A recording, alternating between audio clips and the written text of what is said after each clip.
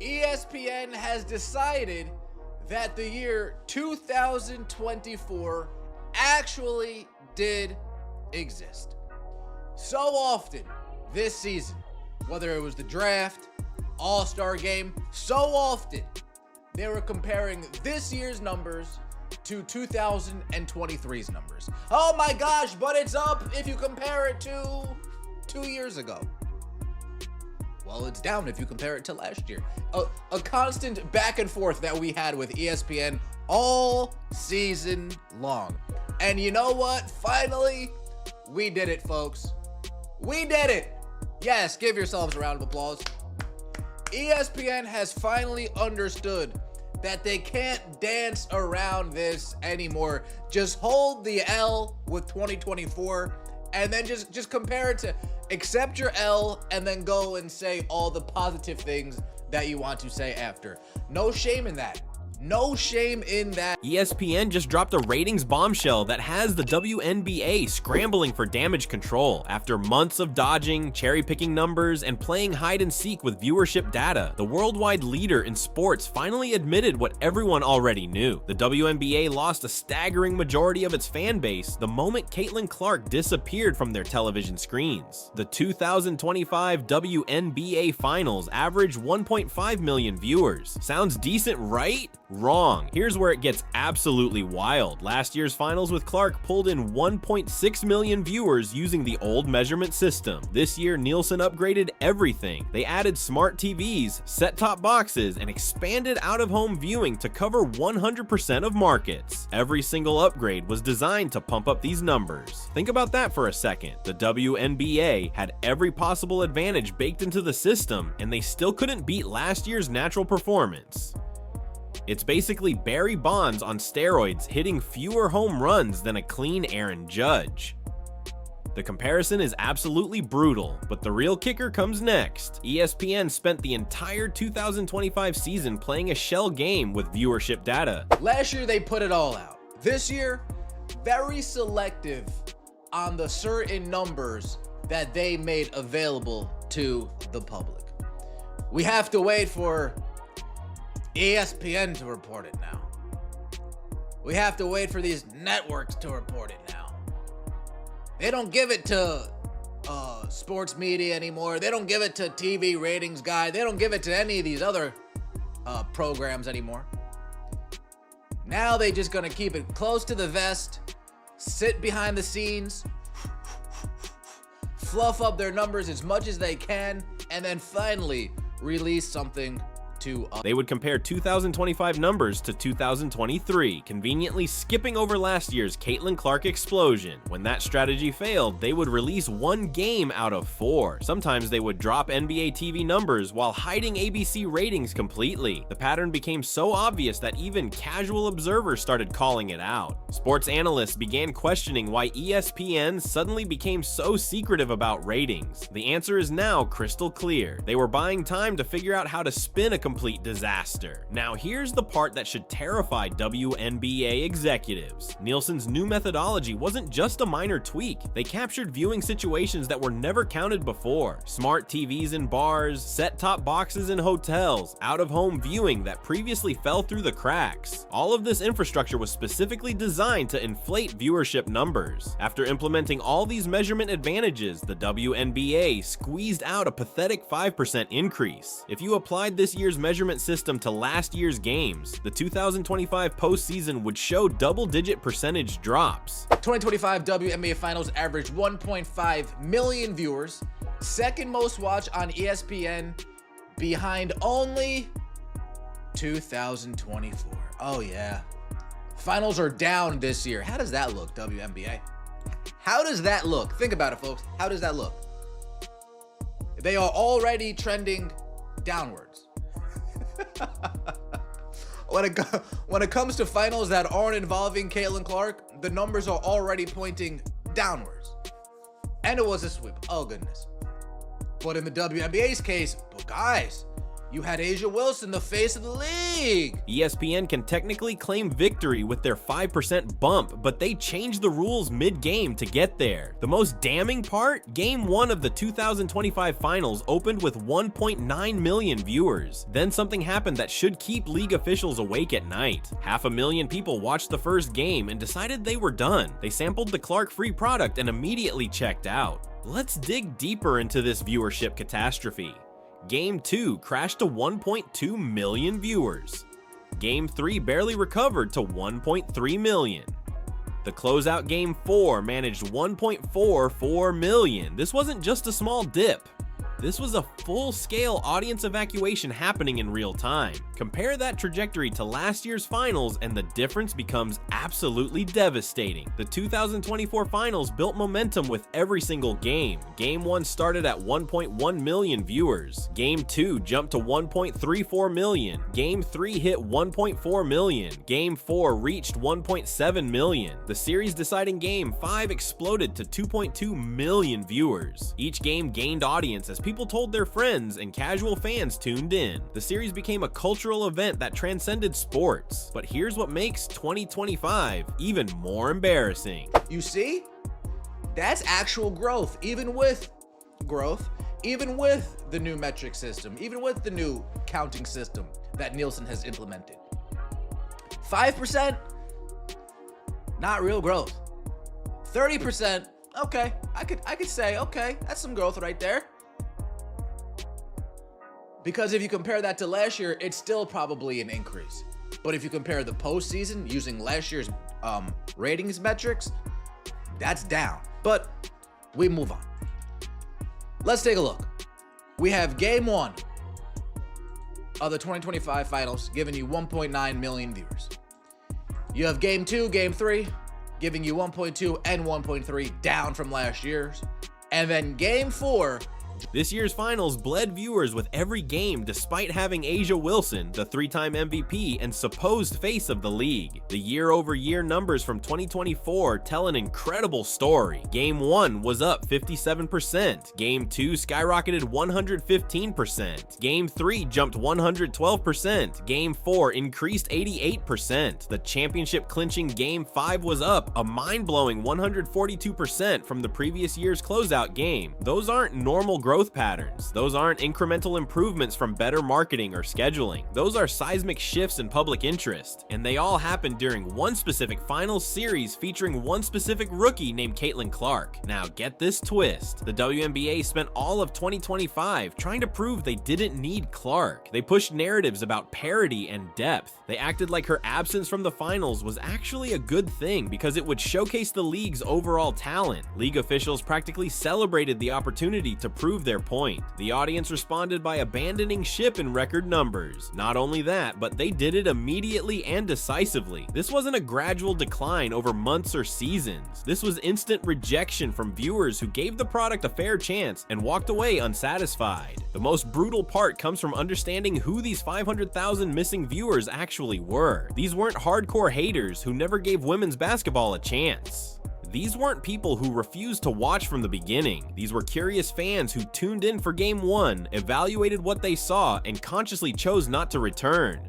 Here's the reality check nobody wants to discuss. When people don't show up in the first place, you can blame marketing or awareness issues. When people show up and immediately leave, you can't hide from the product judgment. 500,000 viewers sampled the Clark Free Finals and rejected it outright. The WNBA had built its entire growth narrative around the idea that Clark brought people to women's basketball, but they stayed for the league. The finals just ran a controlled experiment that proved the opposite. Fans came for Clark and left without her. But wait, it gets even worse for the WNBA. The championship moment itself tells the most devastating story of all. Game 4, the trophy-clinching finale, drew 1.4 million viewers. In most sports, the closeout game attracts the biggest audience. Casual fans who skip the series tune in to witness history. The stakes reach their peak, and marketing pushes hit maximum intensity. This year's championship moment drew fewer viewers than last year's Game 4, which wasn't even the closeout game. Let that sink in for a moment, last year's actual championship game 5 hit 2.2 million viewers. That represents a 36% drop from one championship moment to the next. The single most important game of the season, the culmination of everything the WNBA worked toward all year, lost more than a third of its audience compared to 2024. You cannot spin that number. You cannot blame scheduling conflicts or competition from other sports. You cannot attribute it to anything except massive audience disinterest in finals without the league's biggest draw. Here's where the league's messaging strategy completely backfired. Throughout 2025, WNBA officials and media partners spent enormous energy trying to prove last year's explosion wasn't about one player. They wanted to demonstrate sustainable growth that would continue regardless of individual stars. They desperately needed to show that new fans came for Clark but stayed for competitive basketball. They pushed narratives about the rising tide lifting all boats. They celebrated other players and storylines while downplaying Clark's unique impact on viewership. The finals obliterated that entire narrative in real time. This wasn't a slow decline that could be explained away. This wasn't a minor dip that fell within normal fluctuation ranges. This was immediate, measurable audience rejection that happened despite every possible advantage. A'ja Wilson just won her 3rd MVP award. She's in her absolute prime as a player. The Liberty captured back-to-back championships with compelling storylines. The Mercury featured Diana Taurasi's legacy appeal. If these stars and narratives couldn't maintain the audience Clark brought in, what happens when this current generation retires? Now, here's the most uncomfortable truth. The WNBA spent months conditioning fans to believe that focusing on Clark was somehow bad for women's basketball. Veterans made dismissive comments about rookie attention. Media narratives suggested that Clark's success was problematic for league parity. Casual fans noticed all of that treatment and formed opinions about the league's priorities. When finals rolled around without Clark, those same fans had a choice. They could support the organization that seemed ambivalent about its biggest star, or they could simply move on to other entertainment options. The ratings show exactly which option they chose. But here comes the real problem. The league cannot suddenly pivot and admit Clark was the draw all along. That would undermine everything they spent 2025 saying about sustainable growth and league-wide talent. They also cannot ignore the massive viewership gap between Clark games and non-Clark games. They're trapped in a narrative prison of their own making, watching their audience disappear while being unable to acknowledge why it's happening. Now let's talk about ESPN's financial nightmare. The network just signed a massive media rights deal with the WNBA worth hundreds of millions of dollars. They weren't paying for past performance. They were betting on projected future growth and expanding viewership that would justify premium advertising rates. ESPN's entire business model assumed that 2024's spike was the new baseline, not the ceiling. Their financial projections anticipated building on that 2.2 million viewer Game 5. They modeled scenarios where finals games would regularly crack 3 or 4 million viewers as the league matured. Instead, they got an immediate regression that should trigger panic in executive boardrooms. This wasn't just any decline. This was a drop that happened despite measurement advantages specifically designed to boost numbers. If you're an ESPN executive looking at these data points, you're starting to question everything. Sports media rights get valued on projected future growth, not historical achievement. ESPN committed enormous resources to a property that might have already peaked before they even took full control. The implications go far beyond just television ratings. Sponsors who paid premium rates for WNBA partnerships based on 2024's explosion are now asking serious questions. They invested in audience numbers that don't seem sustainable without one specific player. Marketing executives who allocated budgets expecting continued growth are scrambling to justify their spending. Here's what makes this situation absolutely catastrophic. When sponsors feel like they overpaid, they don't just accept the loss and move on. They renegotiate down or walk away entirely when contracts come up for renewal. The same logic applies to every business relationship the WNBA has built. ESPN cannot absorb disappointing ratings indefinitely. If this becomes a pattern, if Clark's playoff games consistently double the viewership of finals without her, they have a sustainability crisis that threatens the entire media partnership. But the problems extend even deeper than immediate financial concerns. The WNBA expanded from best of 5 to best of 7 format this year, expecting longer series to generate more total viewership and advertising revenue. Instead, they got a 4-game sweep that minimized their television inventory, going from the maximum number of games in 2024 to the minimum in 2025 was supposed to be offset by maintained per game game viewership. That strategy completely collapsed when 500,000 viewers disappeared after Game 1. The league cannot build a sustainable business model around the unpredictable playoff success of one player. Yet right now, that's exactly what the numbers suggest. Clark games draw massive audiences. Non-Clark games struggle to maintain casual interest. It's really that simple and that devastating for long-term planning. Sports Media Watch delivered the final blow with their methodology note. They essentially told readers that before celebrating these numbers, understand they're artificially enhanced compared to previous years. Even with performance-enhancing measurement techniques, 2025 still lost to 2024's natural achievement. This creates an existential business crisis that goes beyond just one disappointing finals. If Clark is the primary driver of casual viewership, what happens when she retires, gets injured, or her team doesn't make the finals? The WNBA faces the terrifying possibility that their entire growth story was built on quicksand.